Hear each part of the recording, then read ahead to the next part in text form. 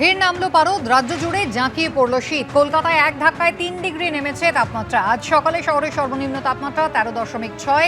পশ্চিমাঞ্চলের জেলাগুলিতে তাপমাত্রা নেমেছে 10-এর ঘরে। উত্তরবঙ্গেও চলছে কনকনে ঠান্ডা। আগামীকাল আরও পারদ নামতে পারে। তবে শীতের পথে কাঁটা হতে পারে পশ্চিমী ঝঞ্ঝার ভ্রুকুটি। ফলে পৌষ সংক্রান্তির আগে আটকাতে পারে উত্তরে হাওয়া। সপ্তাহান্তে ফের পারদ ঊর্ধ্বমুখী হওয়ার সম্ভাবনা রয়েছে।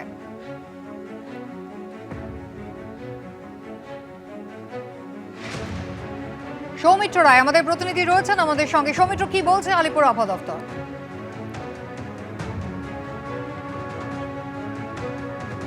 আবহাওয়া দপ্তর সূত্র মারফত যেটা খবর পাওয়া যাচ্ছে যে নতুন করে পশ্চিমী ঝঞ্ঝা তৈরি হয়েছে 10ই জানুয়ারি, অর্থাৎ আগামীকাল পশ্চিমী ঝঞ্ঝার ফলে তৈরি হয়েছে এবং এই পশ্চিমী ঝঞ্ঝার ফলে উত্তরে হাওয়া বাধাপ্রাপ্ত হবে।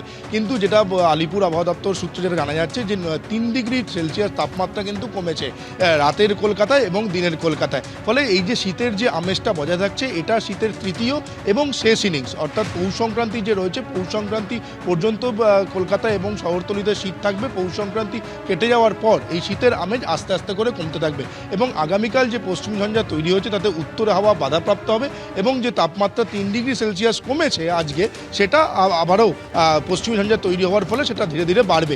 এবং যেটা আলিপুর আবহাওয়া দপ্তর সূত্র মারফত যেটা জানতে পারা যাচ্ছে যে পশ্চিমের জেলাগুলিতে তাপমাত্রা 10 ডিগ্রিরও নিচে, কোথাও 9 ডিগ্রি, কোথাও 8 ডিগ্রি সেলসিয়াস তাপমাত্রা রয়েছে এবং এই পশ্চিমী ঝঞ্ঝার ফলে যে উত্তর হাওয়া বাধাপ্রাপ্ত হওয়ার ফলে যে শীতের আমেজটা সেটা আস্তে আস্তে করে কমতে থাকবে। এবং গত কয়েকদিন ধরে আমরা কলকাতায় যে কুয়াশার দাপট দেখতে পেয়েছি, আজ সকাল থেকে কিন্তু কুয়াশার দাপট নেই। সকাল থেকেই ঝকঝকে আকাশ রয়েছে এবং রোদ ঝলমলে আকাশ রয়েছে। আলিপুর আবহাওয়া দপ্তর সূত্র মারফত আবহাওয়ার এমনটাই খবর পাওয়া যাচ্ছে এবং সোমবার থেকে উত্তরবঙ্গের জেলাগুলিতে, দার্জিলিং এবং পার্শ্ববর্তী জেলাগুলিতে বৃষ্টির সম্ভাবনা রয়েছে।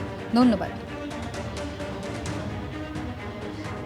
স্বাস্থ্যসাথীর খরচ ছাঁটাইয়ে এবার শিলমোহর দিল রাজ্য সরকার। স্বাস্থ্যসাথীতে সরকারি হাসপাতালে চিকিৎসা করিয়ে ফেরার সময় রোগীদের পরিবহন ভাতায় কাটছাঁট করা হচ্ছে। কথা বলবো আমাদের প্রতিনিধি সন্দীপ সরকারের সঙ্গে। সন্দীপ, কত ছিল পরিবহন ভাতা? কাটছাঁট করেই বা কি করা হচ্ছে?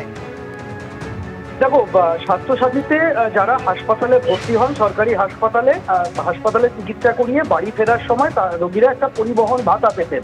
আগে এই ভাতাটা ছিল 400 টাকা এবং 600 টাকা। এবার থেকে সেটাই পাকাপাকিভাবে 200 টাকা হয়ে গেল। স্বাস্থ্যসাথীর দায়িত্ব আগে ছিল বেসরকারি ইন্স্যুরেন্স সংস্থার হাতে। তখন হাসপাতাল থেকে বাড়ি ফেরার সময় যদি একই জেলার মধ্যে বাড়ি হতো তাহলে রোগীরা 400 টাকা পরিবহন ভাতা পেতেন।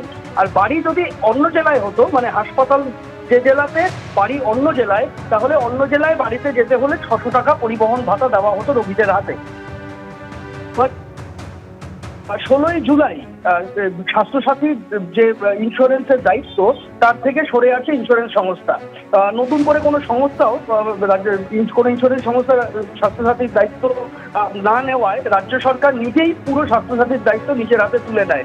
অর্থাৎ যেটা এতদিন পর্যন্ত ছিল ইন্স্যুরেন্স মোড, সেই স্বাস্থ্যসাথী এবার চলে আসে অ্যাসুরেন্স মোডে। অর্থাৎ সরকার নিজেই এই স্বাস্থ্যসাথীর খরচ বহন করবে।